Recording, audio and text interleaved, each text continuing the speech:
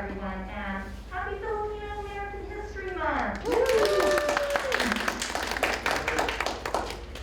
I would like to welcome everyone to the screening of Delano Manongs, hosted by the Asian Pacific Islander Faculty and Staff Association. This is a momentous occasion since this is our very first in-person event, and on behalf of the APIFSA, I thank you for being here to share it. My name is Catherine Mubarak, and I serve as one of the vice chairs of the Programming and Events Committee for APIFSA.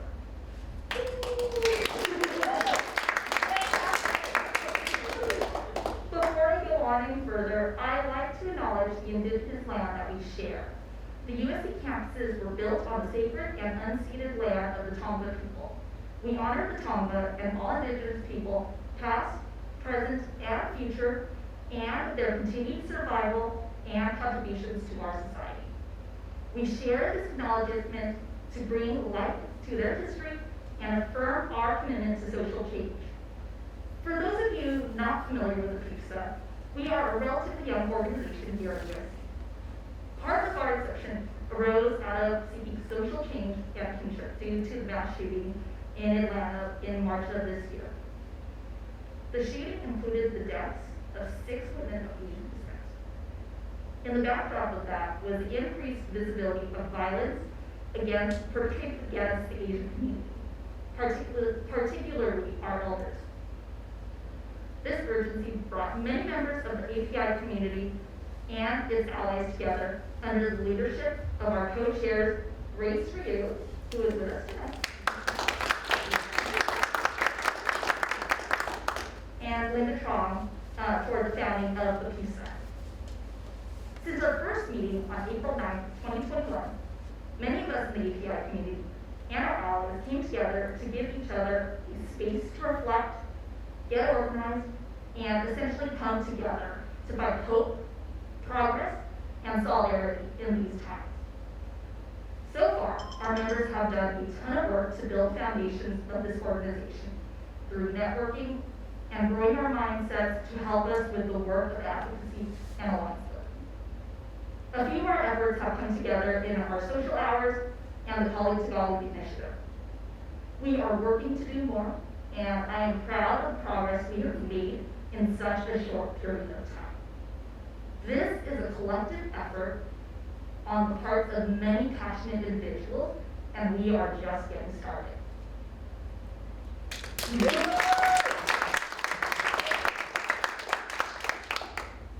Those efforts include this event, which is organized by my colleagues on the Programming and Events Committee. This comprises of my co-chair on the committee, Jasmine Yu, who unfortunately is at another event this evening that she has to work at, as well as our members, Jenna Hughes,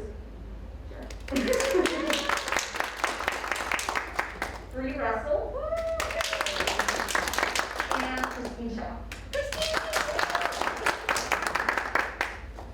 I would also like to thank our committee members, Grace Shiva and Angela Ting, who are also a part of the Asian Pacific Alumni Association. They graciously were able to help APIFSA by providing our banner, which you may have seen coming into our event. Lastly, I cannot forget the individual that demonstrated the gumption to simply dive right in only after being with the university for 4 months and wanting to get involved immediately with APIFSA, Alex Montes.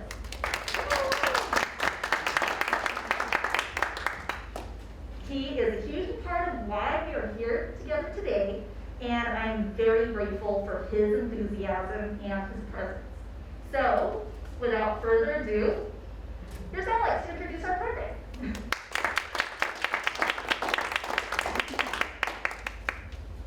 Magandang gabi po sa inyong lahat. Good evening, everybody. Welcome.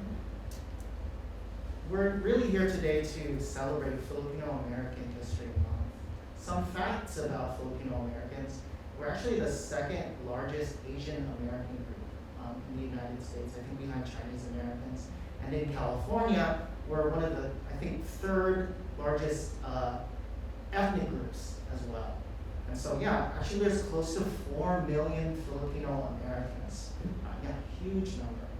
So Filipino American History Month was actually first put together by the Filipino American National Historical Society, which is actually based out of Seattle. In 1992, they were one of the first organizations to commemorate Filipino American History Month in the month of October, because that was the first time in recorded history that Filipinos first came to these American shores in October 1587 in what is now Morro Bay, California. Actually brought over by the Spanish galleon ships and Spanish colonization. And so really commemorating that. But it wasn't until 2009 that US Congress actually recognized Filipino American History Month here throughout the United States, and it's being celebrated by Americans and Filipinos all over the United States. Which is why we're here today to watch this film, the Delano Manongs, which is really about the forgotten history of the Filipino American farm workers of the United Farm Workers Movement. This film is a short film, but it's by Marissa Arroyo, a Filipino American filmmaker who did a lot of great documentaries on Asian Americans, and I think also got some Emmy nominations for some of her other documentaries. So we'll watch this film, the Delano Manongs, which is about Larry Itliong, the Filipino American labor leader, and the Filipino American farm workers who were part of the Delano grape strike of 1965, and how they really combined with the Mexican and Chicano farm workers to help win that very successful strike. So without further ado, the Delano Manongs, and then afterwards we'll have a Q&A panel with some very special guest speakers. So maraming salamat po. Thank you. Romeo Hebron, who is the Executive Director of the Filipino Migrant Center, a nonprofit organization serving low-income and working-class families across Southern California. Prior to joining FMC in 2019, Romeo was a longtime volunteer with the organization since 2011. He and the Filipino Migrant Center believe that the people most affected and impacted by social injustices should be the ones who lead the organizing efforts to address systemic inequities by educating, organizing, and mobilizing our community. So, round of applause for Romeo. Welcome. And then, of course, Dr. Ryan Leano, who was born and raised in Los Angeles. Dr. Ryan Leano earned his master's in Asian American Studies at San Francisco State University and his doctorate degree in International and Multicultural Education from the University of San Francisco. Dr. Leano is currently teaching Asian American Studies at the California State University, Fullerton, and his research interests include transnational social movements, Philippine and Filipino American Studies, cultural work, and social justice. In addition, he's been an organizer with the National Alliance for Filipino Concerns since 2006. So, welcome to Dr. Leano. So, I'll just ask just a quick question of, just the reaction. So, just for both Ryan and Dr. Ryan Leano and Romeo, just what were your first reactions after watching the Delano Manongs film? Mm-hmm. You want to go? You can go first. Okay. All right. Hi. Oh. Check. Oh, test. Okay. Yeah. Thank you. Well, first off, thank you everyone for inviting us to even speak here, and thank you all for attending tonight to watch this film. For me, it really brought back a lot of memories watching this film, because when I was about to finish my undergraduate at Cal State Long Beach, it was around 2005, 2006. Mind you, I'm already 22 or 23, somewhere around that age.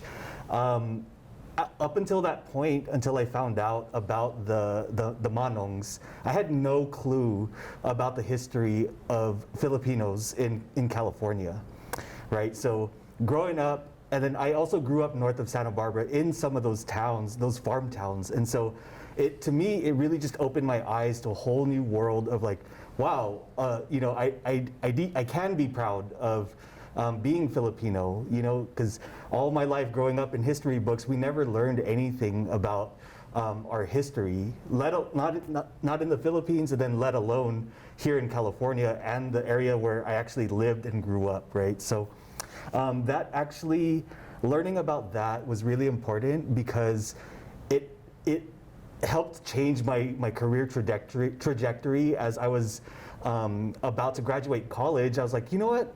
I don't think I want to go into, business or corporate America. Like, I actually want to do something for our people. And, and I think to me, it just links the importance of understanding our history and knowing about our history, because it could really have impacts on, very positive impacts on people's lives.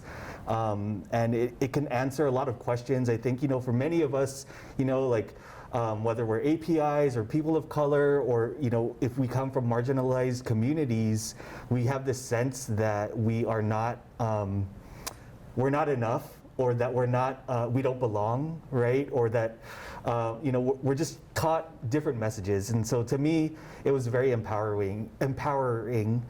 And seeing this film again just brought back those moments from 2005. That was 16 years ago when I learned about this, right? And then just seeing where I'm at now. Again, it was just a very inspiring thing. And I have I wrote down a lot of notes and little quotes that stood out, but I don't want to hog the mic too much. But that's just where I'm at. And it really just, I'm just glad for films like this that really helps to empower people. Yes, likewise. Thank you all for having us here. And as a way to celebrate Filipino American History Month, I actually lost count of how many times I've seen this film because I show it a lot in my classes. And since it came out, I believe in 2014, 2015. And the feelings from the first time I saw it is the same. Every single time those feelings are there of being, a proud descendant of a hardworking community, hardworking people. It also makes me think and remember about my own grandfather, who he wasn't a farm worker here, but he was a farmer in the Philippines. Worked hard enough to go to college, fortunately in the Philippines, and be able to become an engineer in the Philippines, but then the opportunity to move his family, which included my mother and my grandmother and all my uncles, here to the United States, because at the time it was the Marcos dictatorship, basically.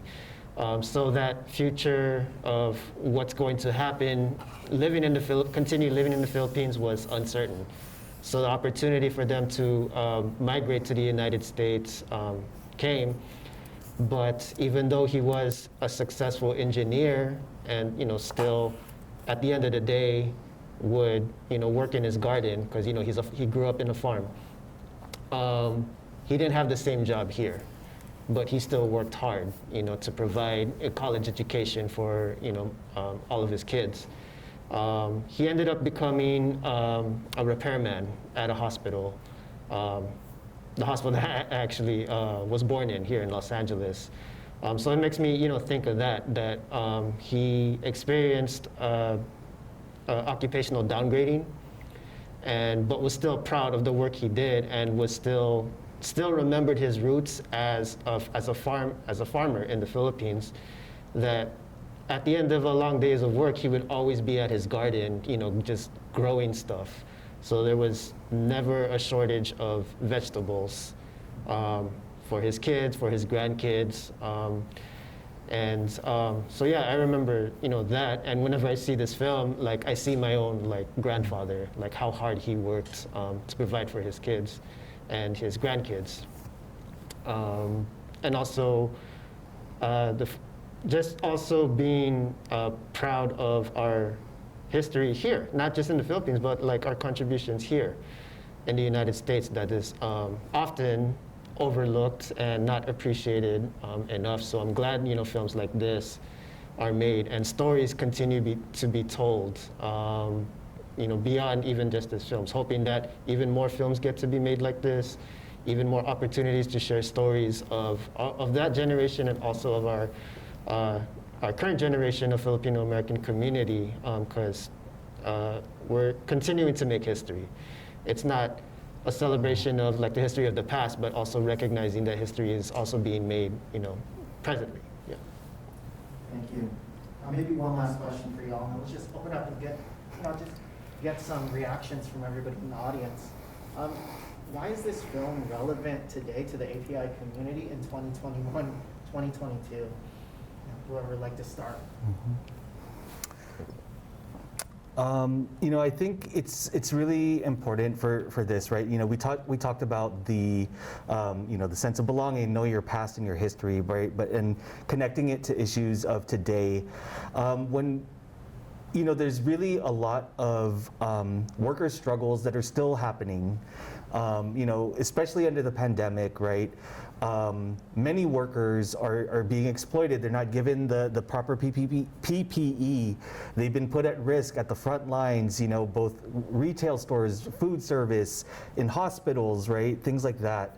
And so I think it's important to show that this film, to me, shows and demonstrates the collective power that workers have, right? To really stand up and fight for their rights. And it takes a lot. I know there was some things that I was noting, they were saying like Larry Itliong is not afraid of anyone. He's willing to fight against anyone who's, exploiting our people, right? And so I think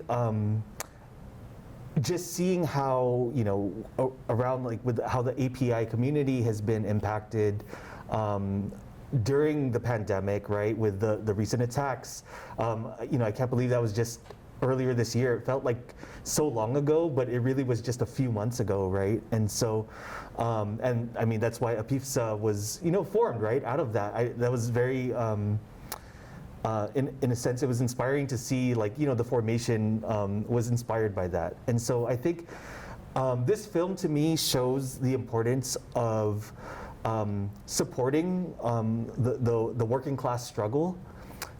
It shows the importance of uniting. Also, while we also want to fight for our own rights, among our own ethnicity or among our own communities, but also seeing the connection across class lines.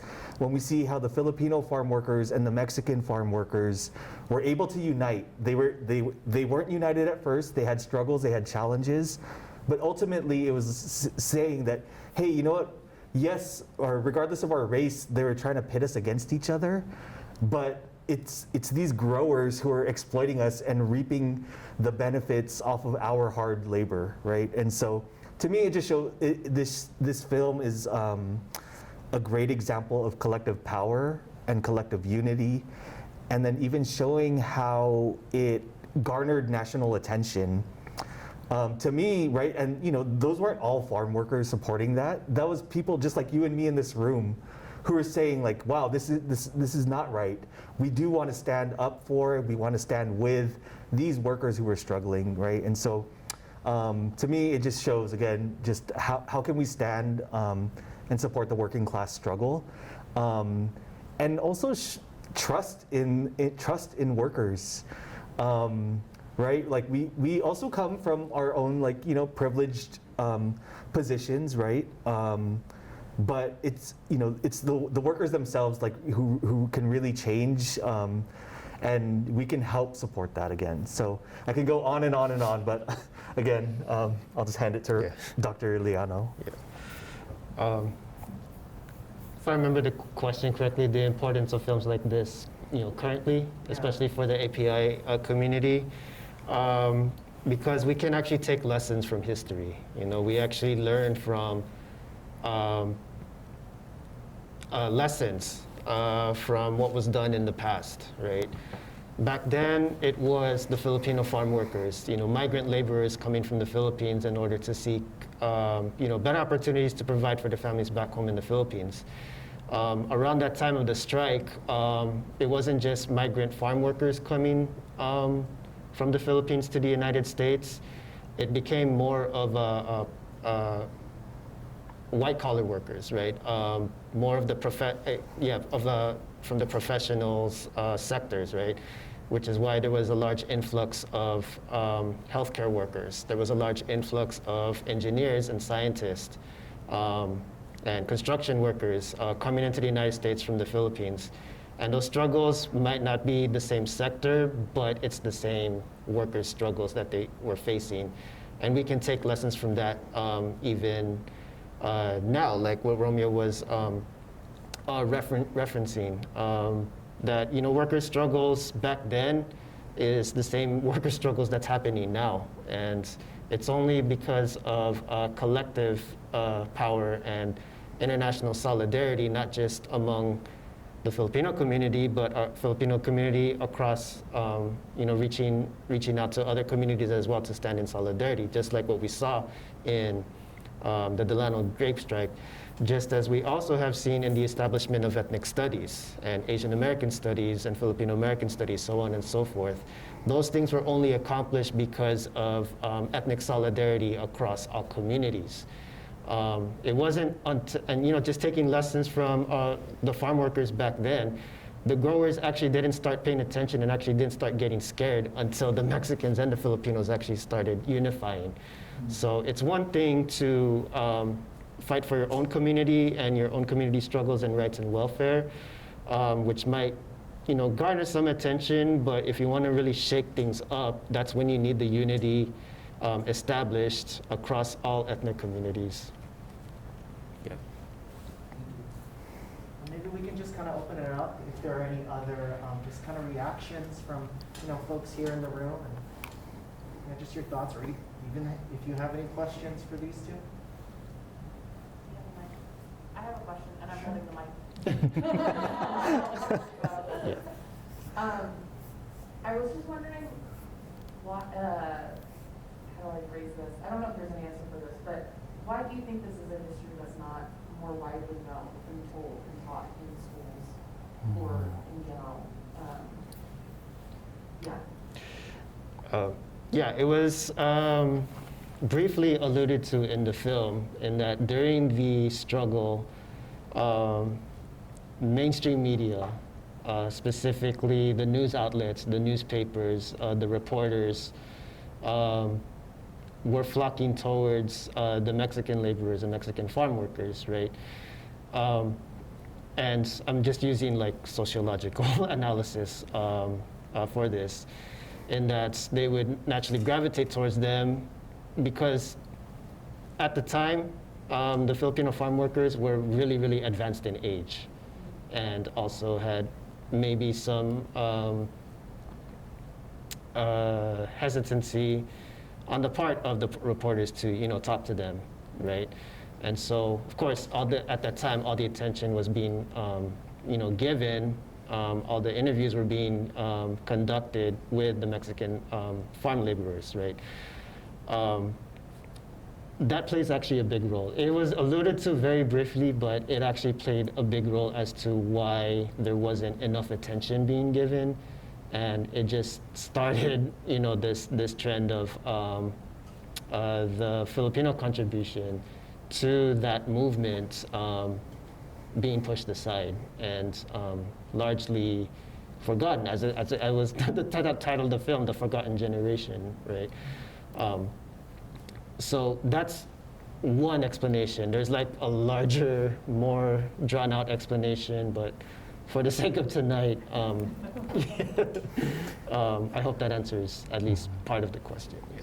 And if I can also add to that, so around 2013, 2014, there was a campaign for called AB 123, Assembly Bill 123, to so the role of Filipino farm workers can be included in the school curriculum in California, right? And so it took a lot of organizing efforts on the ground. So I mean, I was part of that. I was still kind of just getting into community work, right? And we were talking with high school students, college students in SoCal, telling them like, hey, we should know our history, right? And people were really agitated around that and inspired, like, yes, let's do this. And so we helped form a coalition in Southern California. And then in Northern California, they were doing the same thing. And then we were able to bring that together both of those coalitions, and it became a statewide campaign. And then Assembly Bill 123, I believe it was passed by, at the time, Assembly Member Rob Bonta, right? And it came because of the people on the ground who were fighting for the issues and fighting for what they want. And what they wanted was to hear about that forgotten history. Yeah, so I think that was also a very inspiring thing to be a part of. You know, for me, you know, just getting used to like just building coalitions and building solidarity, right? That was a very pivotal experience for me. And you know, I actually don't know where it's at now in terms of being taught in the curriculum. I don't believe it's being enforced, but I'm not 100% sure on that. You know, so I think, again, going back to events like this where it's important so that our stories and our struggles are not forgotten. Yeah. Just to follow up on that comment. So with the passage of that bill, AB 123, and documentaries like this one on PBS, have you noticed in the last 5 or 6 years much progress in the understanding and awareness of the Filipino contribution to the United Farm Workers? Yeah, I can. Yeah, I can speak on that. Yes, there has been progress and steps towards improving and remembering the history and contributions of Filipino farm workers. It is now a high school graduation requirement in the San Francisco Unified School District for ethnic studies. You have so high school students have to take an ethnic studies class in order to graduate. And the same is here. I forgot which unified school district. I believe it's LA Unified School District that it's going to be implemented soon. I think last week Gavin Newsom just signed a bill stating that it is now should be like a statewide thing, not just like on a local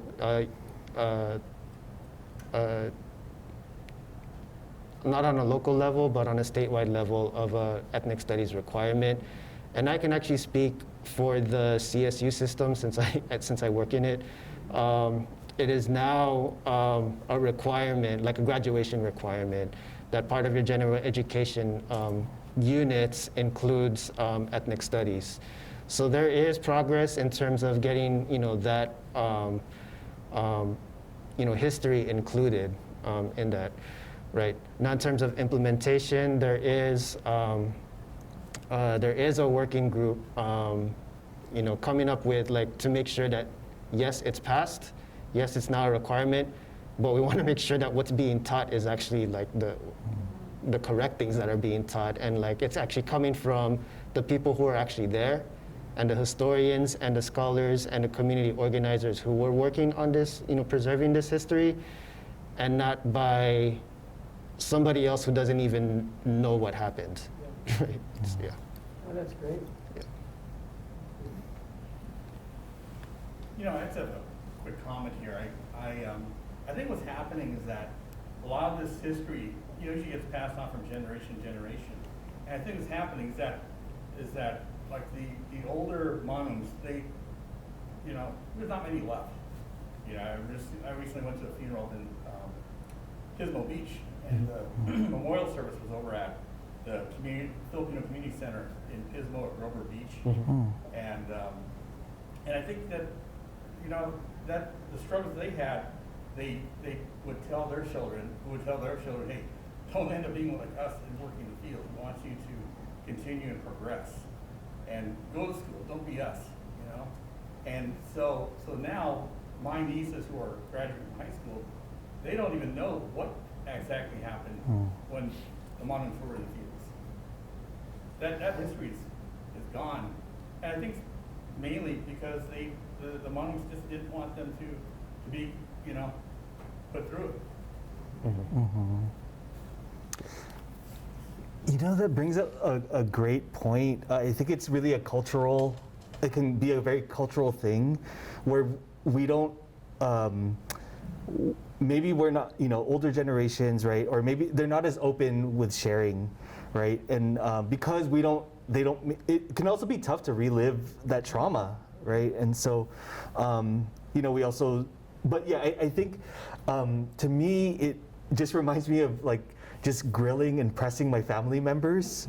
Just like, what's your story? Like, and then why are you asking so many questions about why I came to the US or, but then as they were starting to talk more, you could see like they would really start opening up. And so I think even the oral tradition, the oral history, right, that's being passed down, if it's not being taught in schools, how can we continue to ask questions? And I think it's always easy. It can be easier to start off with family members, but then, if we're just hanging out at a park and we just see someone there, we could also just talk with them, right? And just kind of hearing about those things. But yeah, it's true. I think just what you're saying definitely resonates with me. And it's actually good that you brought that up. I'm going to Pismo Beach this weekend. I grew up in that Central Coast area.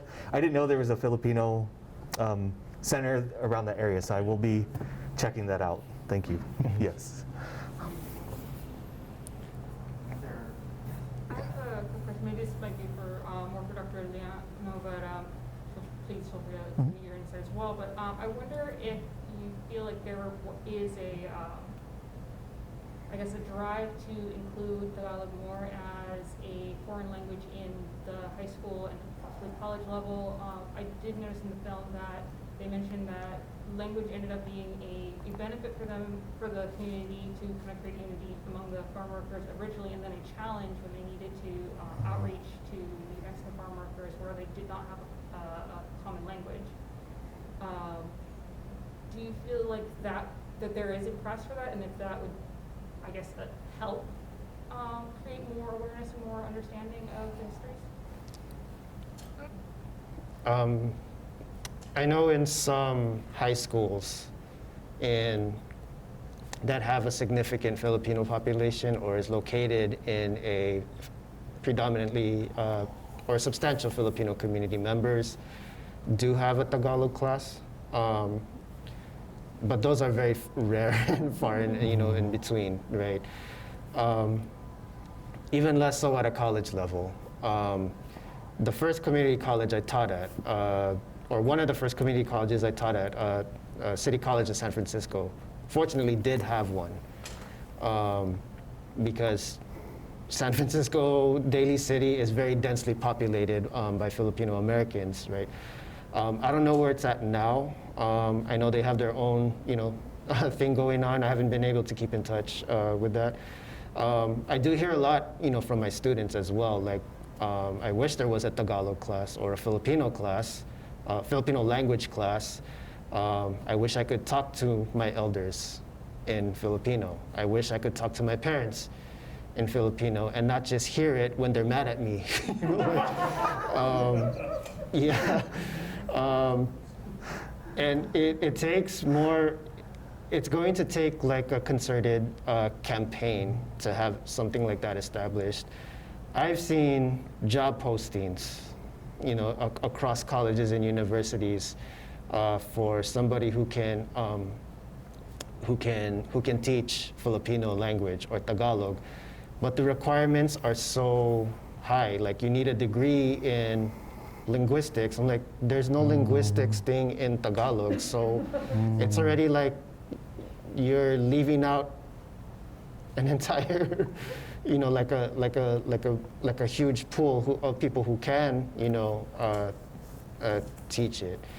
So again, those things are few and far. Those kinds of classes are few and far in between, but there is enough of an interest. It's just going to take some kind of campaign, to have that established. I do see potential in it because, at least here in California, Filipinos being second or third largest ethnic community in the state of California, and yet there's not a lot of Filipino language classes. So I think there's a lot of potential in that. Because I see it a lot in my students. I wish I could, speak in Tagalog, with my parents. And I don't know why. I don't know why. It might be cultural, it might be generational, it might be a symptom of colonization or colonial mentality of why once families migrate here, they don't speak to their children in Tagalog anymore. And I've heard it from parents as well, like, I wish my son and my daughter can speak Tagalog.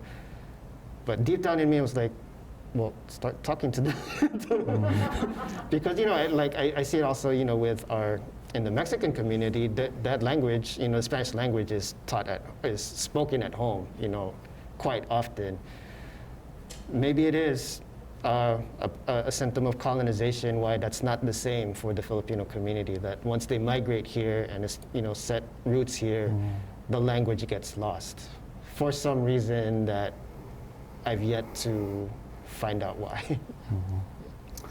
I was shocked to find out, even in the Philippines, I heard from migrant or immigrant youth and students who just came here recently that they teach in predominantly English in the Philippines. I knew that it was, they teach American history or U.S. history, but I was just completely shocked that it's even more prevalent now in a completely different country, which I think is linked, or which I know is linked to U.S. imperialism and the colonization of the country.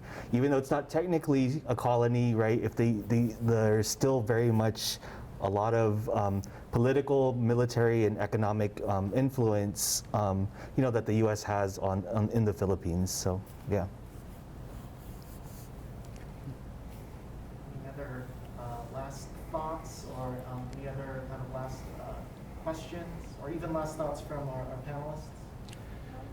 I suppose that I can go out on a last thought, and this might be a little hopeful for Dr. Leano, is that I I have a lot of nieces and nephews who are kind of in elementary school and middle school age, and I'm a parent myself and trying to just kind of help teach my daughter some of this history that is kind of just not well known. And so I actually do have the children's book by Don Montalban. I got it as a Christmas present for my niece a while back, so hopefully she looked at it. That my nieces and nephew actually do take Tagalog classes online with a tutor who's like a law student. I get spammed with a lot of Tagalog teaching classes, like information for that on Instagram. So there's definitely, I think, a shift culturally, especially with individuals who are parents right now in our generation, to kind of fix that sort of gap of learning our history and teaching our children the Tagalog language, Ilocano, or whatever dialect that your family or may have come from. So I think that there's hope for kind of embracing this bigger sort of shift. Yeah, and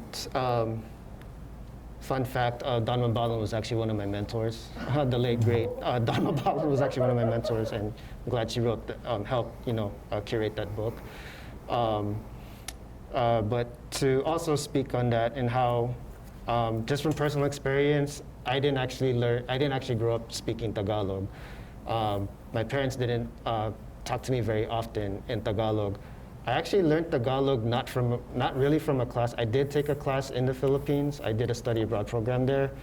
I actually didn't remember much, but what actually taught me how to speak it, at least at a conversational level, was by immersing myself with Filipino migrant workers, because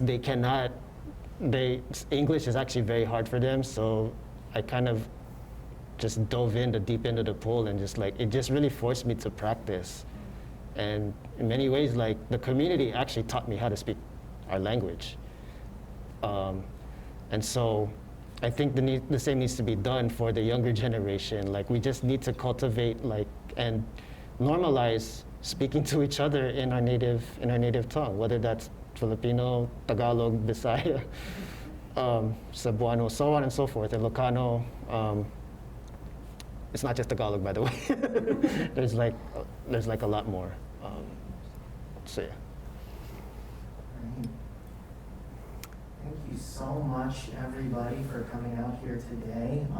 Speaking of the next generation and the youth, I saw that there was an announcement from USC Troy Philippines, which is the Filipino student organization here, that this coming Monday, they're holding a candlelight vigil for Philippine human rights, because a lot of the young generation are seeing the human rights violations in the Philippines and the drug war, and also how U.S. military aid is sent to the Philippine police, and it's actually being used for human rights violations. And so these students and other community members are actually putting legislative pressure on Congresswoman Karen Bass, who represents this area of South LA, to sign on to the Philippine Human Rights Act, which would restrict that money to the Philippine police and military. And so yeah, they're having a candlelight vigil this coming Monday, 5:30 p.m. on the corner of Hoover and Jefferson. So right there, kind of the corner of USC Village, and even close to where I work in CAS, and several of us do. So yeah, there is like a next generation of people who are looking back and looking around us and actually saying, there are things worth fighting for. And I think this movie is amazing because it really talks about when we unite, we can fight, and then when we fight, we can win. And so, yeah, just wanted to say maraming salamat po sa inyong lahat.